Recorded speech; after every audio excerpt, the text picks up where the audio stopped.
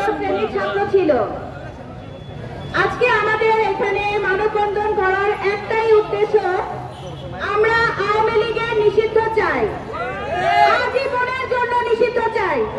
যে সরকার আমাদের টাকায়, আমাদের ট্যাক্সের টাকায় গুলি কিনে আমাদের সন্তানদের হত্যা করেছে, তারা কখনো আমাদের জনগণের এবং আমাদের ভালো চায় না।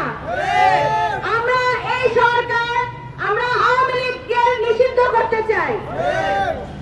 তারা আমরা বিভিন্ন জায়গা থেকে, বিভিন্ন রাজনৈতিক দল থেকে এবং আমাদের সন্তানদের রক্তের উপর দিয়ে দাঁড়িয়ে যে সরকার এখন বর্তমানে আছে, এদের মুখে আমরা শুনতেছি যে আওয়ামী লীগকে নির্বাচনে অংশগ্রহণ করতে দেওয়া হবে।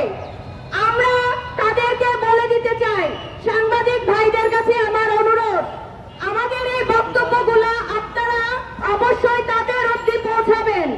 আশা করি আমরা বেঁচে থাকতে, এই শহীদ পরিবার বেঁচে থাকতে আমরা এটা হতে দিব না।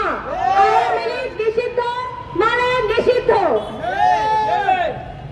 আপনারা বলতেছেন, রাজনৈতিক দলগুলো বলছে আওয়ামী লীগ নির্বাচনে আসবে, নির্বাচনে আসবে। তার আগে এই যে 20,000 সন্তানদের হাত পা চোখ এবং আমাদের যারা 2,000 শহীদ হয়েছে তাদেরকে ফিরিয়ে দিতে বলুন, তারপরে আপনারা নির্বাচনে আসবেন।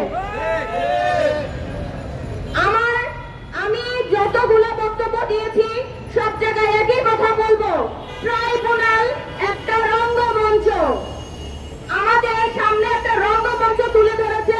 এখানে হচ্ছে নাটক, এর ভিতরে কি কি নাটক হচ্ছে আপনারা জানেন না। এখানে এখন আমরা আগে ভাবতাম যে আওয়ামী লীগ সরকার ছিল, মানে আওয়ামী লীগের দোষরা হচ্ছে বাচ্চাটা। এখন আমাদের যে সন্তানদের রক্তের উপর দাঁড়িয়ে যেই সরকার গঠিত হয়েছে এবং আমাদের যে আইন উপদেষ্টা, আইন মানে স্বরাষ্ট্র উপদেষ্টা, এনারা হচ্ছে এখন বাচ্চাটা। আমাদের সন্তানদের হত্যার বিচার এখন পর্যন্ত তারা করতে পারেনি। আপনারা এই 8 মাসে এই গদিতে বসে শুধু টাকা ইনকাম করেছেন, একটা সন্তানদের হত্যার বিচার করেননি। যে খুনিদেরকে ধরা হয়েছে তাদের মধ্যে থেকে যদি একজনকে ফাঁসি দিতেন, তাও আমরা বুঝতাম যে আপনারা আমাদের সরকার। আপনারা আমাদের সরকার না, আপনারা বসেছেন গদিতে নিজেদের স্বার্থ উদ্ধার করার জন্য, ভোট বিলাসিতা করার জন্য। আমরা বেঁচে থাকতে আওয়ামী লীগের জন্য আমরা যেমন, আমাদের সন্তানরা যেমন রাজপথে নেমে এই সরকার উৎখাত করেছে, আমরা শহীদ পরিবার, আমার সন্তানদের জন্য আমরা তাই করব। আপনারা ভেবে নেবেন না যে আপনারা গদিতে বসে যা মন চায় তাই করতে পারবেন। আমরা বেঁচে থাকতে আমাদের সন্তানদের হত্যার বিচার দেখে যাব।